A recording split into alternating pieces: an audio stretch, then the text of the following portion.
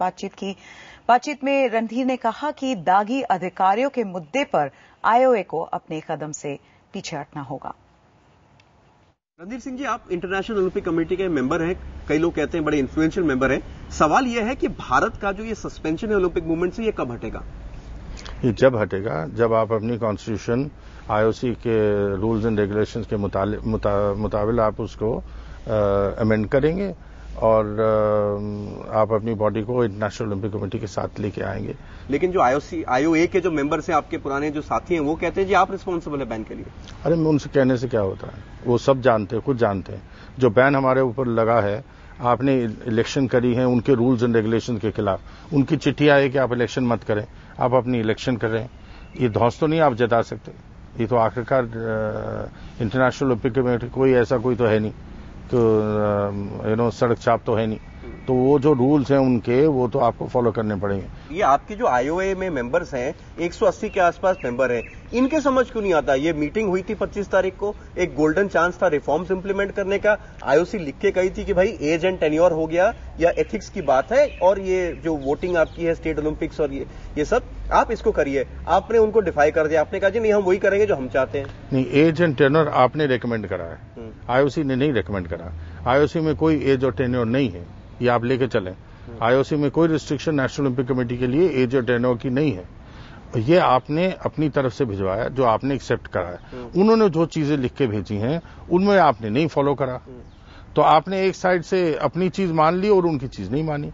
और वो तो कह रहे हैं कि हमारे लिए गुड गवर्नेंस के लिए जरूरी है, एथिक्स के लिए जरूरी है कि जो लोग टेंटेड हैं वो लोगों के नाम अगर आएंगे तो हिंदुस्तान की बदनामी होगी, खेल की बदनामी है, तो ओलंपिक मूवमेंट के लिए खराब है। तो वो अपनी तरफ से अपनी बात कर रहे हैं, पर ये समझ अपने लोगों में होनी चाहिए और हम लोगों को सबको समझना चाहिए कि भाई ऐसा है कि हम लोग यहाँ खिलाड़ी के लिए हैं और खेल के लिए हैं और अपनी हिंदुस्तान की इज्जत के लिए हैं। आईओसी नहीं चाहती कि जो दागी लोग हैं वो स्पोर्ट्स पे रहे, और बड़ा सिंपल सा फैक्ट है, अगर आप पे कुछ दाग है तो आप हट जाइए। अगर आपका नाम क्लियर होता है वापस आ जाइए, उसमें क्या क्या क्या गलत है? अगर मेरे ऊपर होता तो मैं तो निकल लेता और बाद में देखी जाती है। अगर लौटाओ, आओ नहीं आओ, क्या जरूरी है? 1.2 बिलियन लोग हैं हिंदुस्तान में, अगर हमें से 10-20 नहीं हो तो क्या फर्क है? हिंदुस्तान की खेल बंद हो जाएगी?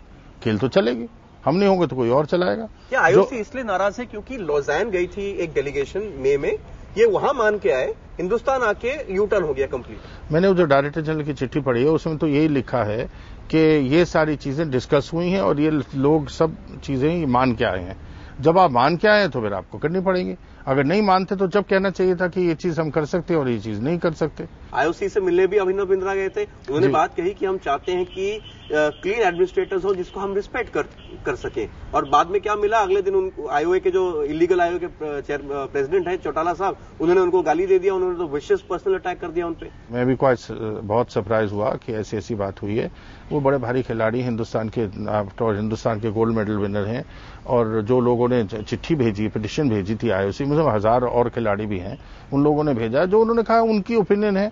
अब हमारे खिलाफ सारी दुनिया बात कर रही है, मेरे कुलीग हमें गाली देते हैं, बैठ के रोज चिट्ठियां लिखते हैं हमारे खिलाफ। इसकी ये मतलब तो ये तो डेमोक्रेसी है, जो आपने मेरे खिलाफ लिखना लिखो।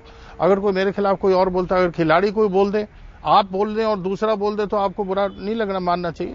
कैसे करेंगे आप? अगर आप नहीं, मैंने ऐसी बात नहीं। एग्जीक्यूटिव बोर्ड में इतने लोग हैं, अगर आप दागियों को हटाएंगे और आप 70 साल वाले सबको हटाएंगे तो बचे कितने? मुश्किल से 10-15 लोग बचे 40 में से। ये अब लोग अपने खिलाफ कैसे एक्शन ले सकते हैं? दिक्कत तो यही पे हो रही है, सबको अपनी कुर्सी प्यारी है। अब एज फैक्टर तो नई चीज आई है।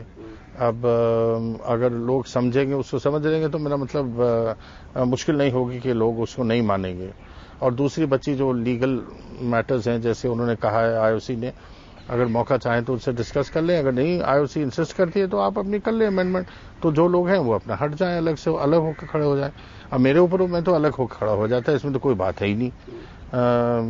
और भी चीजें हैं दुनिया में, और भी शौक हैं, कोई जरूरी तो नहीं इसी में ही फंसे रहो। कुछ और शौक रखो और अपना करो। आखिरकार यहाँ कोई तनख्वाह तो मिलती नहीं, ये सब ऑनरी काम कर रहे हैं आप। तो अगर आप ऑनरी कर रहे हैं और वो भी खिलाड़ियों के लिए कर रहे हैं, और खिलाड़ी अगर नहीं चाहते कि आप लोग हों, तो आप अलग होकर बैठ जाओ।